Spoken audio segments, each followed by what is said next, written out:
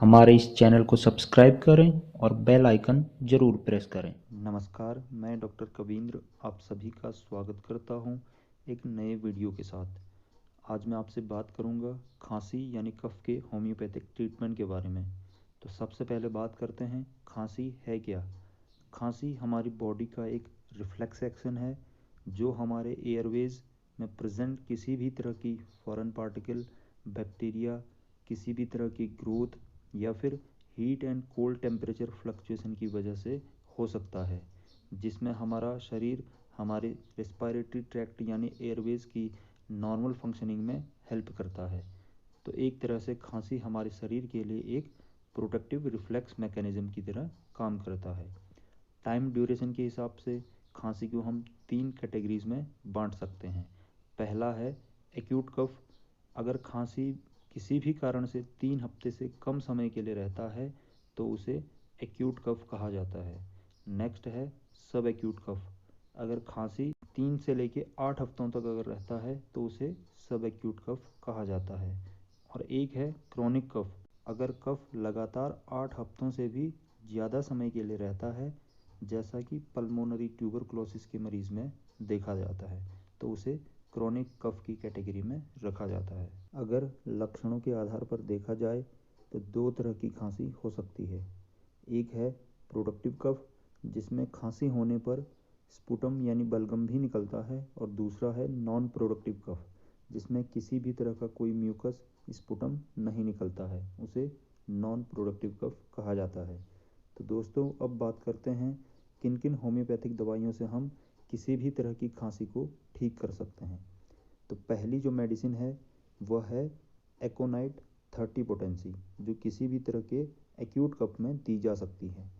Specially ये उन मरीज़ों के लिए है जिनमें कोल्ड सीज़न में या ठंड की वजह से कफ़ की शिकायत रहती है, और जिनमें रात में ज़्यादा दिक्कत होती है और बार बार प्यास भी लगती है।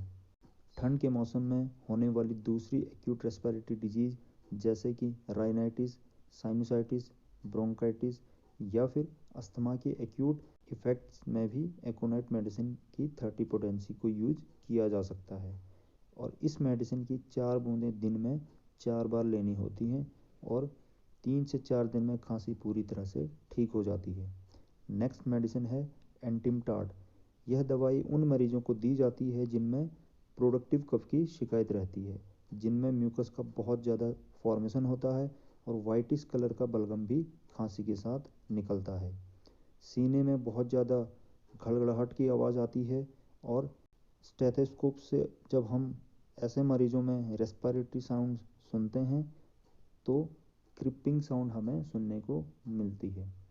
इन पेशेंट्स में म्यूकस का इतना ज़्यादा सिक्रीशन होता है कि उन्हें सांस लेने में भी दिक्कत होती है। ऐसे मरीजों को इस दवाई की 200 पोटेंसी की 4-4 बूंदें दिन में 3 बार कम से कम 1 हफ्ते तक लेनी चाहिए। नेक्स्ट मेडिसिन है ब्राइनिया अल्बा। यह एक ऐसी मेडिसिन है जिसमें मोशन से एग्रीवेशन होता है, यानी जब भी पेशेंट मूव करता है, चलने फिरने लगता है, तो खांसी शुरू हो जाती है। खांसी के साथ सिर दर्द और नाक से पानी भी निकलने लगता है।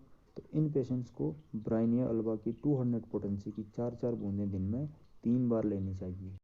नेक्स्ट मेडिसिन है ड्रोसेरा। यह दवाई स्पेशली बच्चों के लिए बहुत ज़्यादा फ़ायदेमंद है। सीने में जकड़न, पसीना आना, गला ख़राब रहना इस मेडिसिन के सिम्टम्स हैं। इस मेडिसिन की मदर टिंचर की 10 बूंदें आधे कप गुनगुने पानी में दिन में 3 बार लेनी चाहिए। नेक्स्ट मेडिसिन है काली बाइक्रोमिकम। इस दवाई के मरीजों में खांसी के साथ साथ येलोविश कलर का स्ट्रिंजी म्यूकस यानी रेशेदार बलगम भी निकलता रहता है। तो इन मरीजों को इस मेडिसिन की 30 पोटेंसी की 4-4 बूंदें दिन में 3 बार लेनी चाहिए। तो अब बात करते हैं कुछ पेटेंट होम्योपैथिक दवाइयों के बारे में जो किसी भी तरह की खांसी में दी जा सकती हैं, जिनमें एसबीएल की स्टोडल कफ सिरप, डब्ल्यूएसआई की अल्फ़ा कफ सिरप, बेक्सन की कॉफेड, डब्ल्यूएसआई की टसिस्टिन कफ सिरप मुख्य हैं। इनमें से जो भी कफ सिरप आप यूज़ करें उसकी आपको 2 चम्मच दिन में 3 बार यूज़ करनी है, जिसको कि आप हल्के गुनगुने पानी के साथ भी ले सकते हैं। तो दोस्तों, दवाइयों के साथ साथ आपको अपने खान पान और रहन सहन में भी परहेज़ करने की आवश्यकता होगी, तभी आप किसी भी तरह की खांसी से पूर्णतया छुटकारा पा सकते हैं।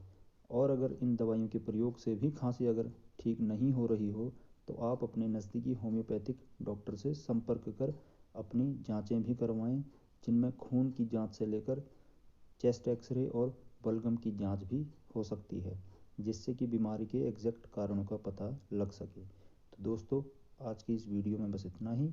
फिर मिलते हैं आपसे एक और नई वीडियो के साथ। धन्यवाद।